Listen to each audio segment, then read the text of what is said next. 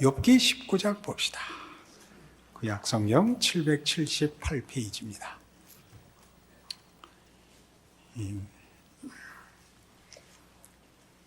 욥이 대답하여 이르되 너희가 내 마음을 괴롭히며 말로 나를 짓부수기를 어느 때까지 하겠느냐. 너희가 10번이나 나를 학대하고도 부끄러워 아니하는구나. 비록 내게 허물이 있다 할지라도 그 허물이 내게만 있느냐. 너희가 참으로 나를 향하여 자만하며 내게 수치스러운 행위가 있다고 증언하려면 하려니와 하나님이 나를 억울하게 하시고 자기 그물로 나를 애워싸 하신 줄을 알아야 할지니라. 내가 폭행을 당한다고 부르짖으나 응답이 없고 도움을 간구하였으나 정의가 없구나. 그가 내 길을 막아 지나지 못하게 하시고 내 앞길에 어둠을 두셨으며 나의 영광을 거두어 가시며 나의 관모를 머리에서 벗기시고 사면으로 나를 허르시니 나는 죽었구나. 내 희망을 나무 뽑듯 뽑으시고 나를 향하여 진노하시고 원수같이 보시는구나. 그 군대가 일제히 나와서 길을 도두고 나를 치며 내 장막을 둘러 진을 쳤구나. 나의 형제들이 나를 멀리 떠나게 하시니 나를 아는 모든 사람이 내게 낯선 사람이 되었구나. 내 친척은 나를 버렸으며 가까운 친지들은 나를 잊었구나. 내 집에 머물러 사는 자와 내 여종들은 나를 낯선 사람으로 여기니 내가 그들 앞에서 타국 사람이 되었구나. 내가 내 종을 불러도 대답하지 아니하니 내 입으로 그에게 간청하여야 하겠구나. 내 아내도 내 숨결을 싫어하며 내 허리의 자식들도 나를 가련하게 여기는구나. 어린 아이들까지도 나를 없인 여기고 내가 일어나면 나를 조롱하는구나. 나의 가까운 친구들이 나를 미워하며 내가 사랑하는 사람들이 돌이켜 나의 원수가 되었구나. 내 피부와 살이 뼈에 붙었고 남은 것은 겨우 잇몸뿐이로구나. 나의 친구야, 너희는 나를 불쌍히 여겨다오. 나를 불쌍히 여겨다오. 하나님의 손이 나를 치셨구나. 너희가 어째요 하나님처럼 나를 박해하느냐. 내 살로도 부족하냐. 나의 말이 곧 기록되었으면 책에 씌어졌으면 철필과 납으로 영원히 돌에 새겨졌으면 좋겠노라. 내가 알기에는 나의 대속자가 살아계시니 마침내 그가 땅 위에 서실 것이라. 내 가죽이 벗김을 당한 뒤에도 내가 육체 밖에서 하나님을 보리라. 내가 그를 보리니 내 눈으로 그를 보기를 낯선 사람처럼 하지 않을 것이라. 내 마음이 초조하구나. 너희가 만일 이르기를 우리가 그를 어떻게 칠까 하며 또 이르기를 이래 뿌리가 그에게 있다 할진대 너희는 칼을 두려워할지니라. 분노는 칼의 형벌을 부르나니 너희가 심판장이 있는 줄 알게 되리라.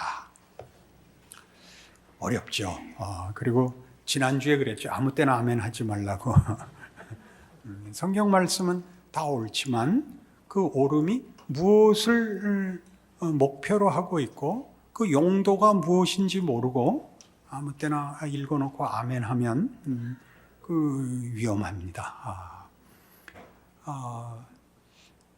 그 앞에 우리 18장이 수아 사람 빌닷이 이제 이렇게 몰았다 그랬죠.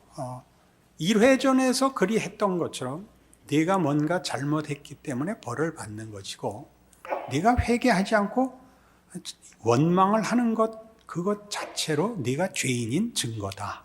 그러면서 악인의 형벌을 쭉 논했습니다.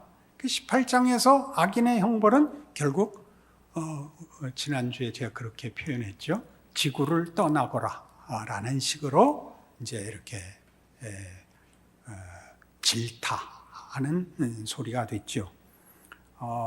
예를 들면 18장 14절에 보듯이 그가 의지하던 것들이 장막에서 뽑히며 그는 공포의 왕에게로 잡혀가고 그에게 속하지 않은 자가 그의 장막에 거하리니 유황이 그의 처소에 뿌려질 것이며 밑으로 그의 뿌리가 마르고 위로는 그의 가지가 시들 것이며 그를 기념함이 땅에서 사라지고 거리에서는 그의 이름이 전해지지 않을 것이며 그는 광명으로부터 흑암으로 쫓겨 들어가며 세상에서 쫓겨날 것이며 그는 그의 백성 가운데 후손도 없고 후예도 없을 것이며 그가 거하던 곳에는 남은 자가 한 사람도 없을 것이라. 이게 전부 다 악인의 말로에 관한 말하자면 경고였습니다. 그러니까 악한 자는 다 뽑히고 쫓겨날 것이라. 그것에 대하여 이제 욥의 대답은 이겁니다. 그렇게 간단한 문제가 아니다는 것이죠. 우리는 앞에서 이미 욥이 죽기를 바랐던 것을 지나왔습니다. 내가 너무 고통이 심해서 차라리 죽었으면 좋겠다. 그러면서도 19장의 답을 보면 너희는 내 친구이면서 어찌 그럴 수가 있느냐. 내가 당하는 고통이 얼마나 참혹한지 아느냐. 지구에서 쫓겨나는 고통보다 더 심한 이런 고통을 받고 있다. 그게 13절 이하에 나오는 관계의 단절입니다. 관계의 단절. 나의 형제들이 나를 멀리 떠나고 나를 아는 사람들이 다 낯선 사람이 되고 내 친척은 나를 버리고 친지들은 나를 잊고 내 집에 있는 사람들이 나를 몰라보고 내 종이 불러도 대답하지 않고 내 아내와 자식도 나를 대접하지 않고 어린아이들도 업신여기고 조롱하고 가까운 친구들이 나를 미워하고 사랑하는 사람들이 원수가 되고 그 관계의 단절이 갖는 고통을 호소합니다. 그것은 물론 이제 더 깊이 하나님과의 관계의 단절에 대한 완곡한 표현인 것입니다. 우린 이미 앞에서 봤듯이 하나님, 나 같은 것이 범죄한들 하나님께 무슨 지장이 있다고. 그게 하나님께 그렇게 큰 문제라고 이렇게 표적을 삼으시고 이렇게 침 삼킬 동안도 놓아두지 않습니까? 라는 그 비명을 이미 들었습니다. 그러고도 계속되는 논쟁이죠. 친구들은 그 원인이 욥 자신에게 있다는 것이고 욥은 그렇지 않다는 거죠. 그러니까 나중에 여기까지 양보하는 것입니다. 나한테 잘못이 있다고 치자.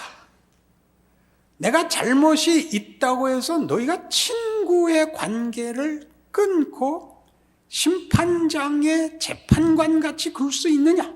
이제 여기 19장은 이제 그 얘기예요.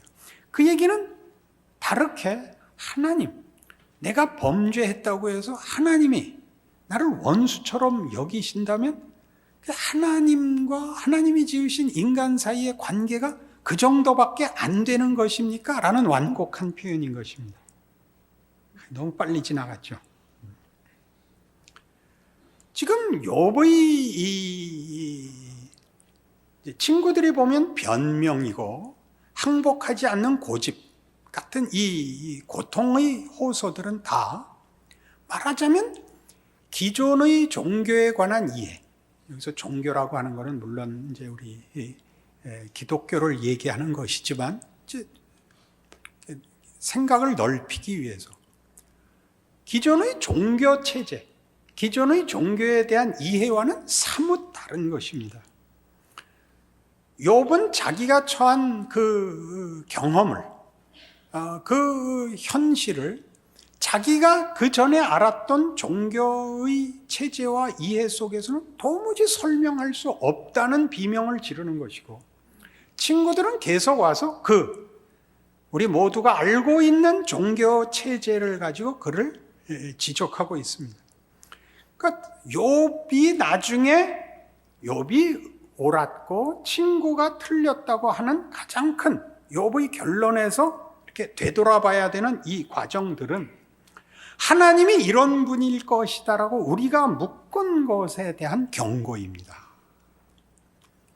하나님은 이런 분이다라는 어떤 원칙이 물론 있겠죠.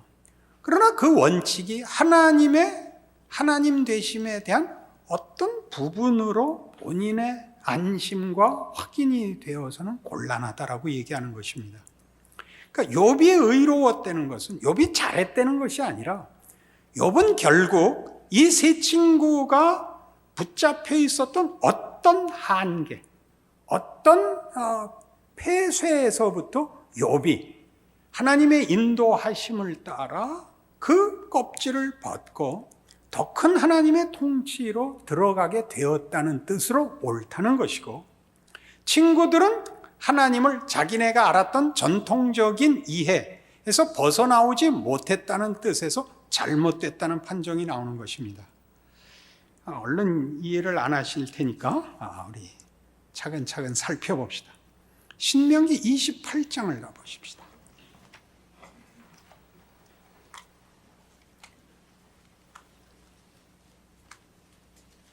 유명한 유명한 신명기의 축복과 저주에 관한 하나님의 그 약속입니다. 신명기 28장 1절을 보죠. 네가 내 하나님 여호와의 말씀을 삼가 듣고 내가 오늘 네게 명령하는 그의 모든 명령을 지켜 행하면 내 하나님 여호와께서 너를 세계의 모든 민족 위에 뛰어나게 하실 것이라. 네가 내 하나님 여호와의 말씀을 청종하면 이 모든 복이 네게 임하여 네게 이르리니 성읍에서도 복을 받고 들에서도 복을 받을 것이며 네 몸의 자녀와 네 토지의 소산과 네 짐승의 새끼와 소와 양의 새끼가 복을 받을 것이며 네 광주리와 떡반죽 그릇이 복을 받을 것이며 네가 들어와도 복을 받고 나가도 복을 받을 것이니라. 잘 알고 있는 구절이죠. 15절 이하는 뭔가 볼까요?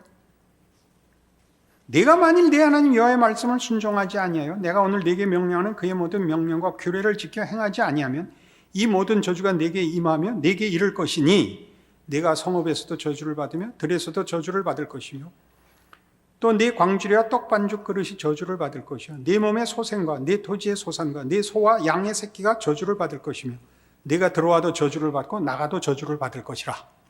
신명기의 약속입니다.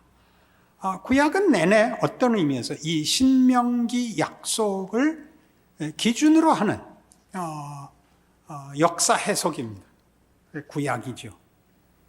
그럼 여러분, 제가 하나 질문을 던질 테니까 여러분 스스로에게 대답을 하십시오. 하나님이 이 원칙을 지키는 게 좋습니까? 이 원칙을 안 지키는 게 좋습니까? 여러분 스스로 어떻습니까? 지키는 게 좋다 그러는 사람은 잘난 사람이죠. 안 지키는 게 좋다 그러는 사람은 이 후자 저주의 약속에 저촉되는 사람이죠. 그럼 쉽죠. 분명하죠. 내가 하나님의 뜻을 순종했으므로 이 복을 받는 것이라. 내가 하나님의 뜻을 순종하지 않으므로 이 저주를 받는 것이라. 쉽죠. 얼마나 쉽습니까? 다시 묻죠. 지금 하나님이 이 원칙을 따라 심판하는 게 좋다. 주 예수여 어서 오시옵소서. 아멘. 할 수 있습니까? 난처하죠. 속으로 한번 생각을 하셔요. 캥기죠. 하나님이 난 원칙을 안 지켜주셨으면 좋겠습니다. 제가 먼저 얘기를 해야 용기를 얻으시겠죠. 그러면 이 원칙을 안 지키면 도대체 어떡하라고요? 그럼 난장판이 될 텐데. 물론 그렇습니다. 그러니까 그 얘기는 어쩌다 한 달이 건넌 얘기입니다. 세상이 어떻게 되느냐 말고 스스로에게 물으십시오. 어느 게 좋은가? 그러니까 욥은 이 문제를 지금 친구들이 와서 원칙에 하나님을 선언하고 네가 벌을 받았으면 틀림없이 네가 하나님 앞에 벌 받을 짓을 한 것이다 라는 이 공식에 대하여 반대하는 것입니다. 꼭 그렇지만은 않다. 나는 일단 이 법칙에서 벗어났다는 걸 내가 알고 있다. 나는 죄 짓지 않았다. 벌 받을 짓을 하지 않았다. 그게 처음 답변이었습니다.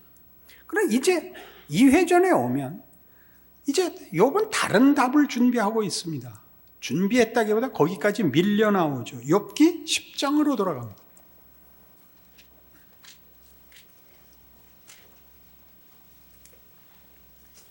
욥기 10장 9절로 오십시다.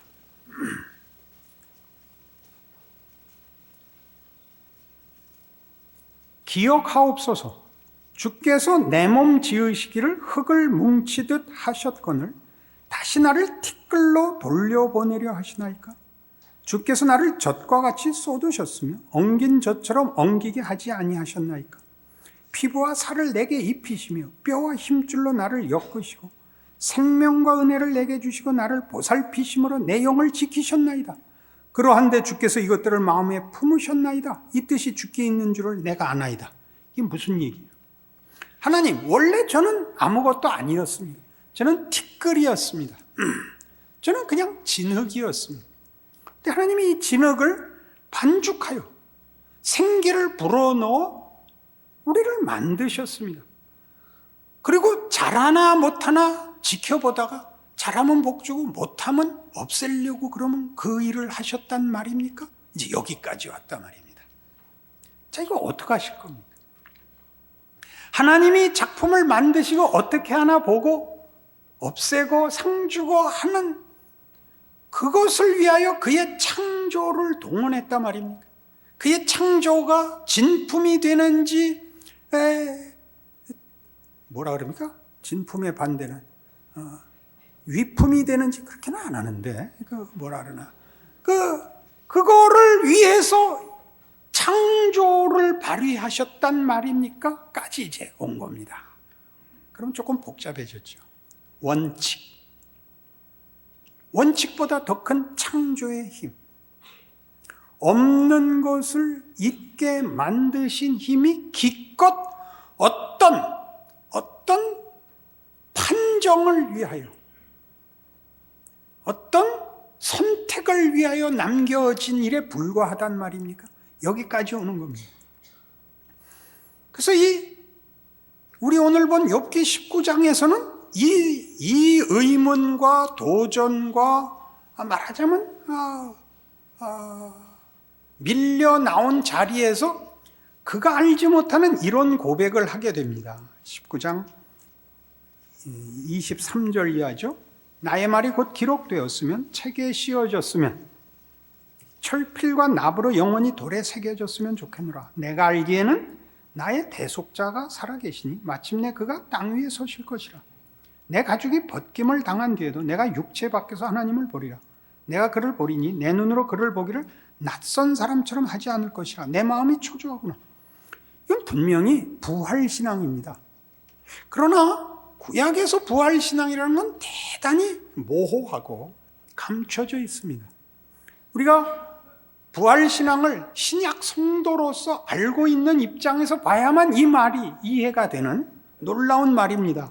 이 25절에서 27절에 내가 알기에는 나의 대속자가 살아계시니 마침내 그가 땅 위에 서실 것이라. 내 가죽이 벗김을 당한 뒤에도 내가 육체 밖에서 하나님을 보리라. 내가 그를 보리니 내 눈으로 그를 보기를 낯선 사람처럼 하지 않을 것이라. 내 마음이 초조하구나. 우리 번역이 잘못된 것이 아니라 이렇게 이해가 쉽지 않게 됐는데 조금 이해하기 좋게 한 번역을 제가 읽겠습니다. 이건 어느 주석가의 번역입니다. 내가 나의 구속자가 살아계심을 아나니 마지막이신 이가 티끌을 위하여 서실 것이라. 내가 깨어난 후에 일이 이러하리니 나의 육체로부터 내가 하나님을 보리라. 그가 내 편 되심을 내가 보리니 그를 내 눈으로 볼 것이요 외인되지 아니하리라. 많이 분명해졌죠? 말하자면 욥이 지금 자기가 죽음을 통과하고 있고 그리고 그 다음에 다시 부활이 있다고 넉넉히 추정할 수 있는 식의 어떤 고백을, 어떤 자기도 모르는 어떤 이해를 가지고 있습니다. 마지막이신 이가 티끌을 위하여 서신다. 아까 티끌로 나를 다시 보내십니까? 티끌로 나를 만드셨는데 다시 티끌로 보내려 하십니까? 라는 욥기 10장과 같은 단어입니다. 우리를 위하여 구속자가 서실 것입니다. 그를 내가 죽고 다시 살아서 볼 것이요 그거를 낯설어 하지 않을 것입니다. 욥이 가는 길은 욥이 이해하는 것으로 그리고 지금 25절에서 27절까지의 그의 비명 같은 어떤 고백 속에서 창조와 죽음과 부활로 이어지는 인간의 어떤 완성의 과정을 우리가 섬광처럼 만나고 있습니다. 그래서 이런 일이 가능하려면 우리가 앞에서 봤던 신명기적 원칙에서는 죽음은 곧 심판이었고 끝이었습니다. 그죠? 잘하면 장수하고 후손을 축복으로 받고 불순종하면 그가 죽고 후손도 없고 잊혀지는 것입니다. 그러나 여기는 죽음 다음이 있고 죽음 다음으로 가는 길을 욥이 걷고 있다고 고백하는 장면입니다. 그럼 앞에 있었던 신명기 사관과는 전혀 다른 기독교에 대한 이해가 없이는 성경의 약속이 없이는 이렇게 우리의 신명기에서 약속한 하나님을 순종하면 혹은 거역하면 이라고 되어 있는 이 한계를 벗어날 수 있는 방법이 없고, 욥은 자신이 당한 지금의 고통을 설명할 길이 없고 그 가치를 이해할 길도 없으며 욥기의 결론도 우리가 이해할 수가 없게 됩니다. 시편 103편에 가죠. 거기 하나의 답이 제시되고 있습니다.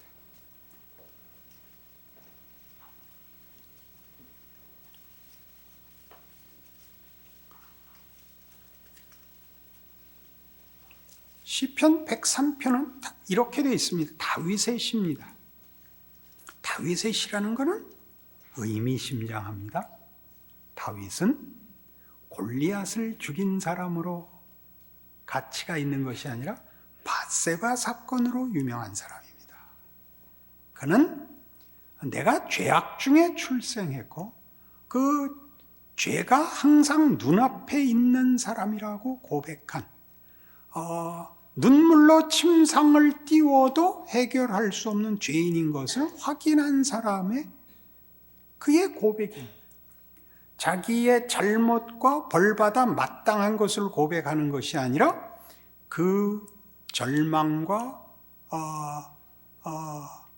그 형벌의 끝에서 어떻게 소생할 수 있었는가를 고백하는 사람으로 다윗은 시편에 등장하는 것입니다. 내 영혼아 여호와를 송축하라. 내 속에 있는 것들아 다 그의 거룩한 이름을 송축하라. 내 영혼아 여호와를 송축하며 그의 모든 은택을 잊지 말지어다. 그가 네 모든 죄악을 사하시며 네 모든 병을 고치시며 네 생명을 파멸해서 속량하시고 인자와 긍휼로 관을 씌우시며 좋은 것으로 네 소원을 만족하게 하사 네 청춘을 독수리같이 새롭게 하시는도다. 더 읽어볼 것도 없이 5절까지 너무 벅차야 됩니다. 신명기에서 봤던 내가 이렇게 하면이라는 조건절이 없어집니다. 하나님 되시는 하나님의 거룩하심과 능력과 그의 성품과 열심으로 내 모든 죄악을 사하시고 내 모든 병을 고치시고 내 생명을 파멸해서 속량하시고 인자와 긍휼로 관을 씌우시고 좋은 것으로 네 소원을 만족하게 하사 내 청춘을 독수리같이 새롭게 하시는도다. 요 끝에 것만 난 못 받아봤어요. 내 청춘을 독수리같이 새롭게 하신다. 이건 아직 못 받았는데 앞에 건 내가 다 알겠어요. 어떠세요? 계속 보실 필요가 있어요. 여호와께서 공의로운 일을 행하시며 억압당하는 모든 자를 위하여 심판하시는도다. 그의 행위를 모세에게 그의 행사를 이스라엘 자손에게 알리셨도다. 여호와는 긍휼이 많으시고 은혜로우시며 노하기를 더디하시고 인자하심이 풍부하시도다. 자주 경책하지 아니하시며 노를 영원히 품지 아니하시리로다. 우리의 죄를 따라 우리를 처벌하지는 아니하시며 우리의 죄악을 따라 우리에게 그대로 갚지는 아니하셨으니 이는 하늘이 땅에서 높음같이 그를 경외하는 자에게 그의 인자하심이 크심이로다. 동이 서에서 먼 것 같이 우리의 죄과를 우리에게서 멀리 옮기셨으며 아버지가 자식을 긍휼히 여김같이 여호와께서는 자기를 경외하는 자를 긍휼히 여기시나니 이는 그가 우리의 체질을 아시며 우리가 단지 먼지뿐임을 기억하심이로다. 이 지금은 하셔야 돼요. 아멘입니다. 안 한다고? 아멘입니다. 자, 이제 물읍시다. 하나님이 원칙을 지키셨으면 좋겠습니까? 안 지키셨으면 좋겠습니까? 생각해보세요. 하나님이 원칙을 지켰으면 좋겠어? 안 지켰으면 좋겠어? 어느 원칙? 어느 원칙? 시편 103편에 우리 이제 만나면 그러는 게 103. 하나님은 질서의 하나님이에요. 신명기 28장이 필요해. 뭐가 있죠? 갈라디아서 6장 7절에 뭐예요? 하나님은 만홀히 여김을 받지 아니하시나니 사람이 무엇으로 심든지 그대로 거두리라. 이것은 하나님의 공의예요. 하나님의 대원칙이야.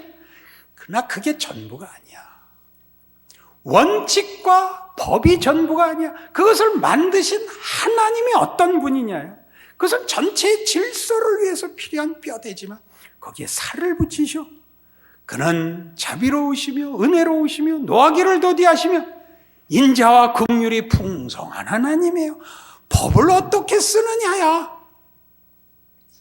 이 둘의 조합의 하나님 앞에서 하나님은 선하시고 의로우시고 성실하세요.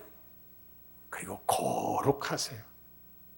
이게 구약에서 욥기의 몫이에요. 다만 법이 사람을 죽이기 위하여 쓰이지 못하도록 막는 하나님의 자기 계시예요. 얼마나 고마워요. 표정들이 나빠요. 전통적 종교 이해에서 대부분 맨 먼저 배우는 게 신명기 28장이야. 그건 우리 모두가 가지는 종교란 도덕보다 더한 것이라고 생각을 해요. 옳고 더 옳은 것이지. 기독교는 그렇게 얘기하네요. 옳고 더 옳은 것이 아니라 선하고 용서하는 거예요. 도덕이 할 수 없는 것. 도덕은 용서가 없어요. 도덕이 왜 필요 없겠어? 용서가 무질서를 용납하는 것이겠어요, 아무르면. 그러나 도덕은 결국은 모두를 죽여요. 도덕은 옳지만 살려야 돼요. 용서하고 돌이키고 회복시키는 거예요. 그 둘의 관계를 우린 늘 틀려. 자기에게는 용서를, 타인에게는 심판을. 그러면 안 되지. 그럼 자신에게 심판을 그렇게 해도 안 돼요. 어느 곳에서나 은혜를 구하고 하나님의 공의가 은혜 아래에서 힘을 쓰게 해 주십사고 기도할 줄 알아야죠. 그게 우리의 자리매김이요, 우리의 고백이요, 우리의 인생인 거예요.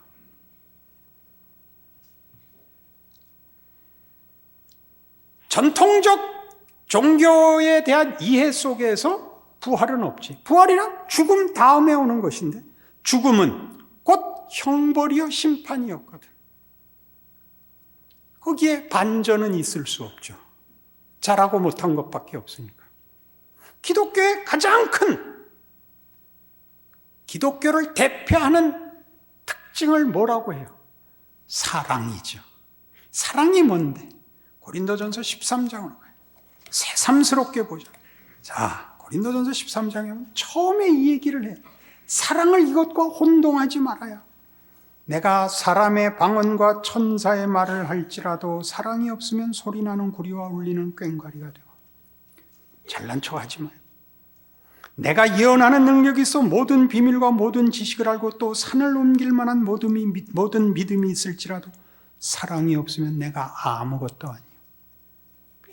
내가 내게 있는 모든 것으로 구제하고 또 내 몸을 불사르게 내줄지라도, 내 몸을 불살라 줄지라도 사랑이 없으면 내게 아무 유익이 없느니라.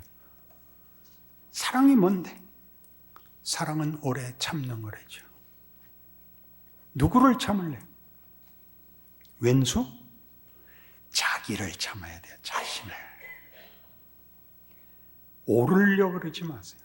오르려고 그러지 말라는 게 설교에 해도 되는 말인가 모르겠는데 오르려고 그러지 마요. 왜 오르려고 그래? 요간 먹으려고 그래. 그리고 자랑하려고 그러는 오름을 하지 말아요. 따뜻한 사람이 되세요. 만나고 싶은 사람이 되세요. 잘 생각을 해봐요. 우리가 얼마나 정죄와 심판에 조급한지. 왜 그러죠? 불안해서 그래요. 무서워서 그래요. 사랑 안에 두려움이 없고 온전한 사랑이 두려움을 내어 쫓느니라. 요한일서 4장 18절 말씀. 사랑 안에 어떤 두려움이 없는 거예요? 이 겁이 없는 거예요. 이 겁이. 하나님이 사랑이신 걸 아는 순간 어떤 자리에서도 회복과 반전이 있는 걸 믿어.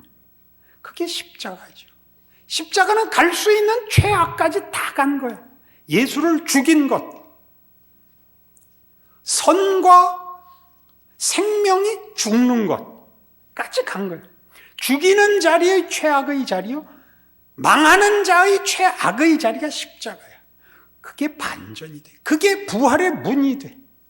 그럴 수 있는 하나님이라면, 로마서 4장에 나오는 아브라함이 믿은 하나님은 없는 것을 있는 것 같이 부르시는 이요 죽은 자를 살리시는 하나님이라 라는 그 믿음의 본질을 이해한다면 우리는 우리를 용서할 수 있어요.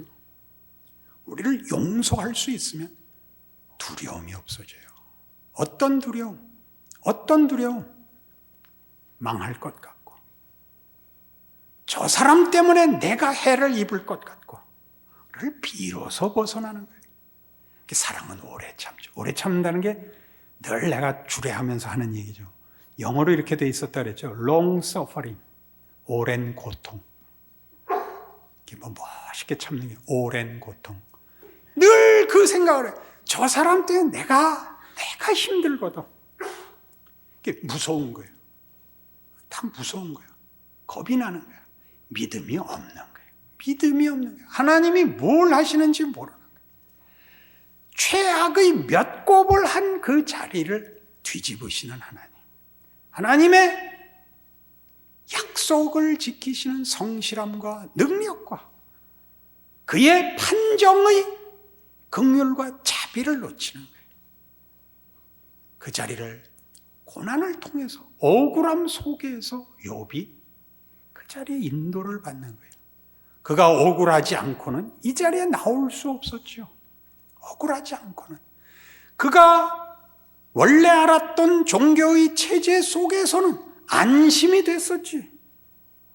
욥이 그 체제를 부정하고 비명을 지르자 친구들이 와서 충고를 왜 한다 그랬어요? 지들이 불안해서. 욥이 아니라고 고함을 지르면 자기네들의 안심이 무너지잖아요. 자기네들이 안심이 무너져. 사랑은 오래 참고, 온유하고, 시기하지 않고, 자랑하지 않고, 교만하지 않고, 무례행하지 않아요. 이게 다 무슨 뜻이야? 내 마음에 안 드는 사람 때문에 내 인생이 힘들어지고 손해본다고 생각 좀 하지 말라는 거예요. 그게 사랑이야. 사랑이 뭐 이렇게 개슴츠레 뜨고 이렇게 막 쫓아다니는 거 아니고 사랑이에요. 믿음이 없이는 사랑을 행사할 수가 없어요. 그래서 이런 것으로 가요. 7절. 사랑은 모든 것을 참으며, 모든 것을 믿으며, 모든 것을 바라며, 모든 것을 견디느니라. 욥에 친구하지 마세요. 욥의 비명이 갖는 그 가치를 이해하세요. 우리 인생의 억울함과 너무나 큰 짐과 큰 상처와 고통들이 나를 어디로 인도하시는가 보세요. 나를 어디로 인도하는가. 모든 신자들의 신앙의 발전은 다 고통과 상처 속에서 이루어지고 있어요. 왜? 부활은 죽지 않고는 갈 수 없는 나라예요. 뭐가 죽어야 돼? 우리가 판단한 안심, 우리가 판단한 보상에서 죽지 않고는 하나님이 약속하신 보상과 하나님이 주시는 평화의 자리에 갈 수가 없어요.